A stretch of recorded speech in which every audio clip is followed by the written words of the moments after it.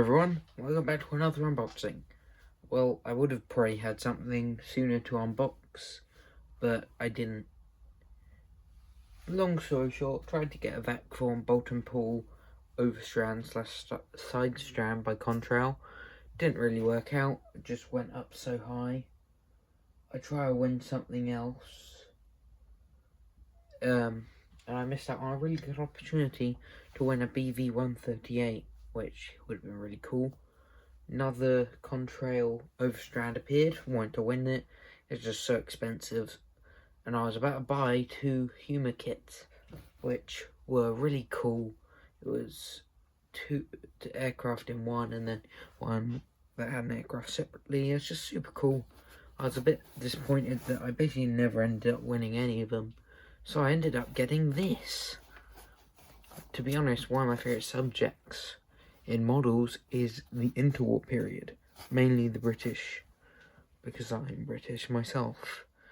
Their aircraft were often painted silver with many different coloured bands. They just are really interesting designs. So this is by Veeday Models. This might look like some sort of box that some resin kit would have, but surprisingly, no, this is full plastic. This is kit numbers 12 and 13, and it's a double kit. You get the Gloster gamecock biplane and the fairey flycatcher carryborne fighter. I don't know too much about them. We do have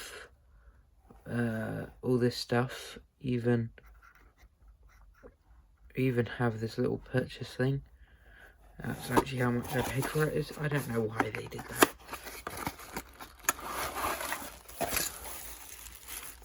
Oh, by the way, there's nothing on the back. There's some staples. That's it. Oh. I have opened it a bit, but I've not really done too much. So what do we get? We get a bag of bits of paper. We'll look at those in a bit. Well, there we are. Let's just empty it out. So, we got decals. We'll look at those a bit later. So, where do we start? I guess we'll look at these first. Let's get lower. These are fuselage parts of the fairey flycatcher. As you can see, well, compared to my finger, they're as long as my, the biggest finger in my hand. So really, they are quite tiny. They don't look too bad. There's no sort of interior detail. It does have some semi-nice sort of texturing. It's got loads of raised panel lines. If you look at that plastic, it reminds me a lot of Pegasus models, which is kind of funny since they themselves produced a Gloster gamecock at some point in 1/72nd. You have the, cables. I might try and do rigging this time. I've never done it before, but what's the worst that could happen? There's this bit. There's to the tail of something, so I'll show you that. It looks to be all complete. Hopefully it is, because as you saw earlier on the box, I paid £24.50. That was the postage, the £24. I got them on a lower price. You got the wings here. So they've just got this raised lines, not sort of a stretched fabric, which it's alright, I don't particularly like that sort of style. I mean, these kits, it's not the best, but these are the only kits you're going to get. The fairey flycatcher only has the option of resin, apart from this in 1/72nd, unless you want to go for loads of 1/48th. You know what, I'm going to keep going on with flycatcher parts, so it doesn't get too confusing. So this is, this is the flycatcher top wing. This one was made, and it has these little dents here, so you can, you can put the struts on well. the Gloster gamecock moulding does not have this. So that's how you can sort of tell. Yeah. I sort of think this kit looks alright, you know. And this is the last bit of flycatcher. Flycatcher is from 1924 and served on the carriers till about 10 years later in 1934. It even did have a float version. Yeah, once again, lots of flash, parts quite thick. Yeah, they definitely need a bit of clean up. So we have some wheels over here. Need to drill out some holes for that. The engine's quite small. And we even get a little control panel. Flip it over. We got the prop and even a little floor. And we do have a chair as well. There's probably a yoke somewhere right there. I'm not even sure. Make what you will with this kit. We'll move on to the Gloster gamecock because we're all out of parts for the flycatcher. We've got this big lump of an engine, quite an ugly little thing. Got two wheels and the prop with its cone moulded on. We've got whatever that is, which I'm not sure how well that's gonna go on. We've got the landing gear struts, some struts to the wings, some other bits and bobs. Is that a yoke at the end? Oh god. We have the floor and the exhausts. And then we have that chair. Yeah, one kit looks like it had more work than the other.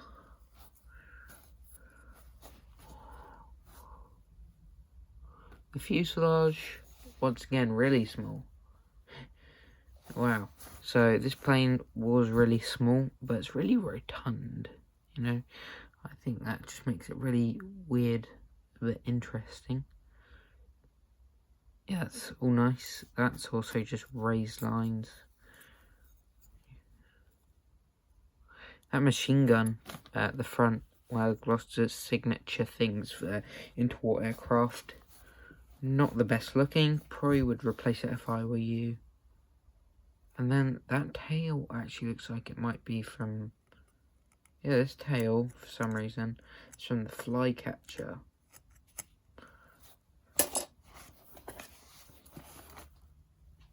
Then we have the gamecock wing. And it's looking a bit gross. Got this big yellow line. Oh, it feels quite sharp. Like, the flash is like super thick. And the sprue is really thick as well. It just is quite sharp on the edges. And then finally, we have the tail surfaces for the gamecock and the bottom wings. Yeah, not the best. Pretty worse than the flycatcher. I'm trying to collect most fairey aircraft since they're my favourite company who makes aircraft. So let me move those bits aside.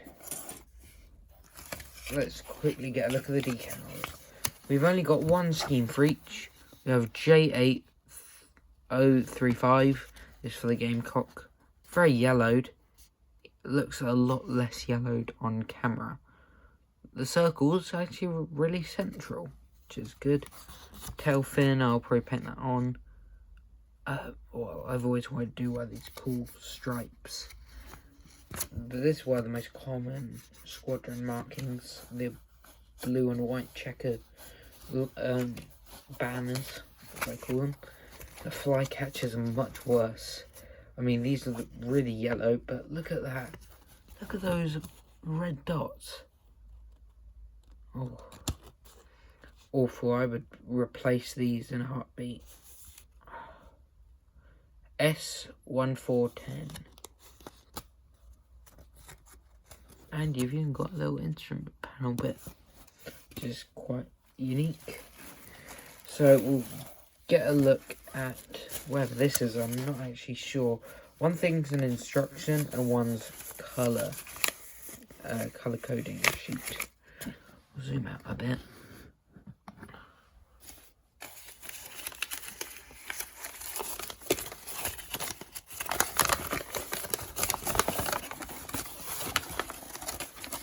I guess we'll look at the one at the top first.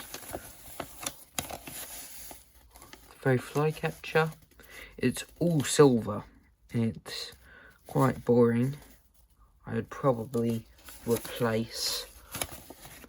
Replace the decals, make a better one. They're often seen with a lot of yellow. And we even got some information about it. Armstrong Silly Jaguar 111, 29 feet 0 INS, that's not inches, right? 25 feet, 134 miles an hour, 2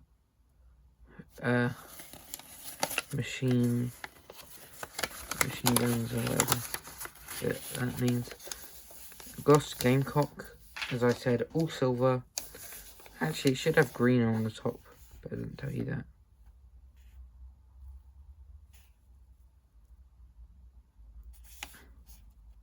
"29 feet 9" INS.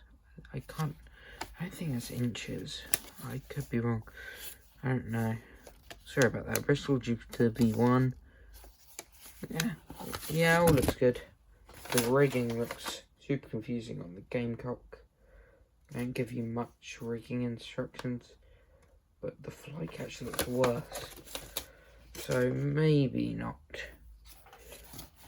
Oh, have a look at it. I've never done rigging before, not even the radio wire. I just never really saw a point, especially if you're going to constantly drop your models like I do. This bit is surprisingly instructions. Actually, these are the history. This is the history section. References, color schemes, all that sort of stuff.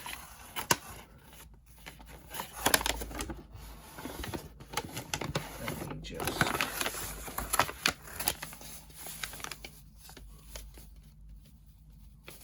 And then we have all of the stuff. This is all the instructions. And then we have kit errors. I would like to read these out, just because if you're going to purchase, quickly have a read through. The rear undercarriage strut on the flycatcher just above the shock absorbers were in reality 3 very thin separate struts. We found it impossible to mould these separately. We had to do them in one piece. Oh, okay. Similarly, the gamecock, we have omitted to supply outer wing struts, as these were finer than shown on the plans, and we just cannot mould them with our present equipment. These should be made from Slater's rod or stretch sprue. And then they give you some modelling tips. So it's kind of scary that they know the errors, but luckily they're honest about it. So, was it worth what I paid for? Probably not. I mean, I paid a hefty price for it. I mean, I've been watching it for a long time. It's quite rare. I remember seeing one of these go for a bid for only about 10 quid. That rhymed. It definitely isn't the best. I mean, Gloster gamecock, you can either only get resin, which are rare, or you have to go for the Pegasus models, which doesn't even come with any struts. But the details are a bit better, I think. So really, you're out of options if you want a Gloster gamecock or fairey flycatcher in this scale. Really, most kits are either resin or bad, or don't even exist. So really, this might be your only option to get some of these planes. maybe they need a bit of work from the experienced modeler, but really, once you can do a difficult kit, you can probably do these.